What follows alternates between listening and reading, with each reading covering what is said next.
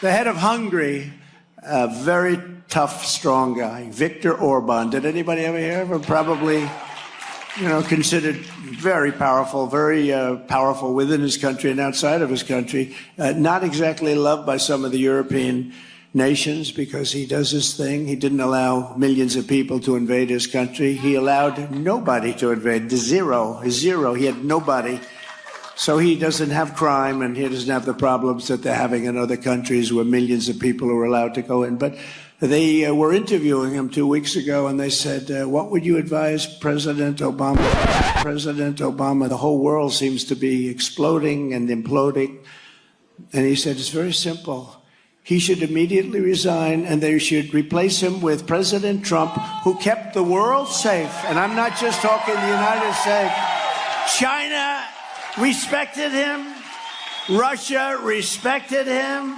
North Korea respected him, and he used another word other than respect too. He said fear, but I don't want to use that word. That mindless mess of a man was Donald Trump at his latest rally in New Hampshire, not only once again continuing his latest obsession with praising and commending fascist, autocratic, anti-LGBTQIA rights, anti-immigration, racist leader of Hungary, Viktor Orban, but also adding to the list of his recent gaffes by once again calling Barack Obama the current president of the United States. Now, just the utter hypocrisy of Donald Trump continuing to call Viktor Orban a strongman, a wannabe dictator who currently presides over a country who has an inflation rate hovering right around 12% and even got as high as 30%, while bashing Joe Biden and demeaning and degrading the United States is not performing well on the world stage when we have an inflation rate around 3%. And because you watch the MeidasTouch network, I'm sure you all know that the United States recovered from the pandemic faster than any other country on earth and has one of the lowest inflation rates out of any developed nation on the planet. But hey, then again, with all of Trump's recent blunders and cognitive missteps, we should be at least happy that he got the country that Viktor Orban presides over right this time.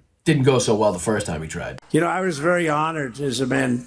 Viktor Orban, anyone ever hear of him? He's probably like one of the strongest leaders anywhere in the world. And he's the leader of, right? He's the leader of Turkey, fronts on both Russia. In this one statement alone, not only does Donald Trump forget what country Viktor Orban presides over, confusing Hungary with Turkey, but that he then goes on to claim that Hungary shares a border with Russia, which it doesn't.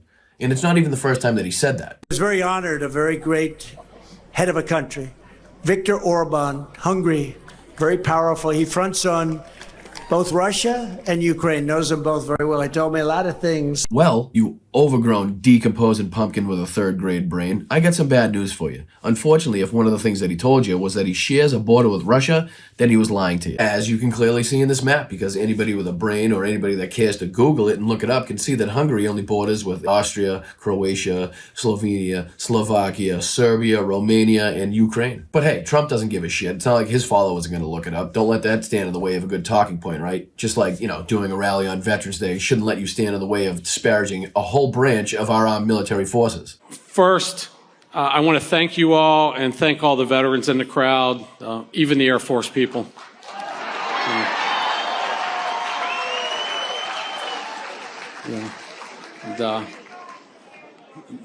They got to wear uniforms too. Yeah, can't you just feel the love and admiration for veterans emanating from Trump's rallies? Guy picked one hell of a day to bring out his anti-Air Force jokes. Read the room, buddy. Talk about disgusting human beings with absolutely no respect for people that put their lives in the line so that this guy can sit on that stage and flap his gums with absolute freedom. And speaking of disgusting people flapping their gums in absolute freedom while disparaging veterans, here's Donald Trump once again trying to take credit for an Obama-era policy, VA's Choice, which was signed in 2014. I also signed, about 59 years they've been trying to get this one, VA Choice, which made it permanent so that the veterans can get medical care at the private health care provider of their choice, so that you go in and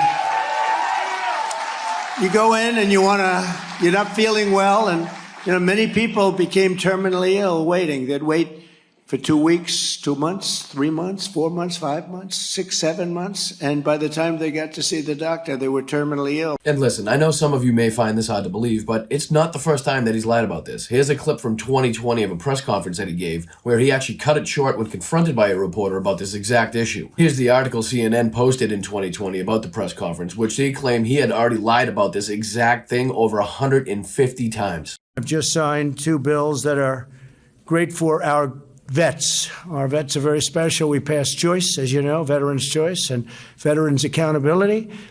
And they've been trying to get that passed for decades and decades and decades, and no president's ever been able to do it, and we got it done, so veterans have choice, and now you have accountability that if you don't love your vets, if you're in the VA and you don't love the vets or take care of the vets, you can actually get fired if you don't do your job. Why do you keep saying that you passed Veterans Choice? You passed Veterans Choice. It was passed in 2014. Okay, excuse me. Go ahead, please. But it was a false statement, sir. Okay. Thank you very much, everybody. Thank you very much. The president cutting off questions there when he was challenged for a statement that he has made multiple times, saying that he signed Veterans Choice. Daniel Dale, you brought this up in the very beginning. We know that's not true, and yet this is a statement that the president continues to push. He did not. He is not responsible for that.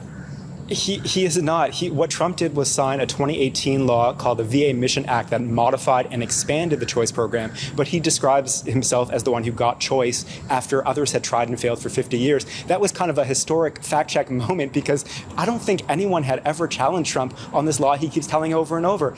And it was revealing that, when presented with the facts, he just ran away. But of course, Donald Trump lying about things that he's done for veterans and having people that speak at his rallies just make fun of entire military branches wasn't enough because he had to post on a shitty True social media site what amounts to something that Hitler might have said back in the day. He said, "In honor of our great veterans on Veterans Day, we pledge to you that we will root out the communists, Marxists, fascists, and radical left thugs that live like vermin within the confines of our country, lie, steal, and cheat on elections, and will do anything possible, whether legally or illegally, to destroy America and the American dream. The threat from outside forces is far less sinister, dangerous, and grave than the threat from within. Despite the hatred and anger of the radical left lunatics who want to destroy our country, we will make America great again." I mean, just an unbelievably passionate and just, heartfelt message from the ex-leader of the United States of America on Veterans Day to the people he supposedly respects. And just like his other recent echoes of Nazi propaganda and Hitler rhetoric, when he used the phrase poisoning the blood of our country, calling people vermin, comparing them to rats, and calling them to disease-ridden animals is absolutely no different than anything that Hitler would have said in the 1930s or the 40s. Here's an actual scene from the 1940 anti-Semitic Nazi propaganda film Der ewige Jude, which means the eternal Jew, which actually depicts and compares Jewish people to rats and vermin. Auf Auftauchen tragen Sie Vernichtung ins Land. Zerstören Sie menschliche Güter und Nahrungsmittel. Auf diese Weise verbreiten Sie Krankheiten, Pest, Lepra, Typhus, Cholera, Ruhr und so weiter. It's poisoning the blood of our country. It's so bad, and people are coming in with disease. People are coming in with every possible thing that you can have. Hinterlistig, feige und grausam und treten meist in großen Scharen auf. It's happening right now as a large group of people, they call it a caravan. And in that caravan, you have some very bad people. You have some very bad people. And we can't let that happen. Sie stellen unter den Tieren das Element der heimtückischen unterirdischen Zerstörung dar. Donald Trump has to be one of the most disgusting and hypocritical men that has ever walked the face of this earth. To on one hand claim to support Israel 110%, while on the other hand praising and propping up authoritarian dictators any chance you get and spewing Nazi propaganda like you read Mein Kampf before bed every night is just one of the more ridiculous things I could possibly imagine. And last but not least, we have the many recent mental lapses from Donald Trump confusing President Joe Biden with Barack Obama. Here's his most recent example from his speech in New Hampshire. They were interviewing him 2 weeks ago, and they said, what would you advise President Obama? The whole world seems to be exploding and imploding. Here's a couple more examples, literally just from the last few weeks. First one is from his speech in Washington, D.C. Next one is from his appearance on Brian Kilmeade's radio show. Check it out. As you know, crooked Joe Biden and the radical left thugs who have weaponized law enforcement to arrest their leading political opponent, and leading by a lot, including Obama. I'll tell you what, you take a look at Obama and take a look at some of the things that he's done. This is the same thing. The country was very divided. And we did with Obama.